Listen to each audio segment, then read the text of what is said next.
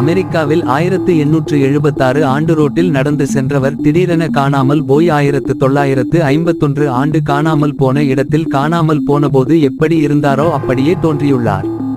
அவர் காலத்தை கடந்து எதிர்காலத்திற்கு வந்தவரா என கேள்விகள் உள்ளன. காலத்தை கடந்து செல்வது என்பது இன்று மனிதர்களால் சாத்தியமில்லாத ஒன்றாக இருக்கிறது.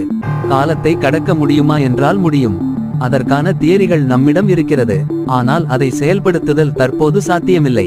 சுமார் 500 ஆண்டுகளுக்கு முன்பு மனிதர்கள் விண்ணில் பறந்து ஒரு இடம் விட்டு வேறு இடம் செல்வார்கள். இருந்த இடத்திலிருந்தே உலகின் எங்கு யார் இருந்தாலும் தொடர்பு கொண்டு ரகசியமாக பேசுவார்கள். மனிதர்கள் நிலாவிற்கு சென்று ஆய்வு செய்வார்கள் என சொன்னால் நம்மை பைத்தியம் என சொல்லியிருப்பார்கள். ஆனால் அவை எல்லாம் இன்று சாத்தியம்.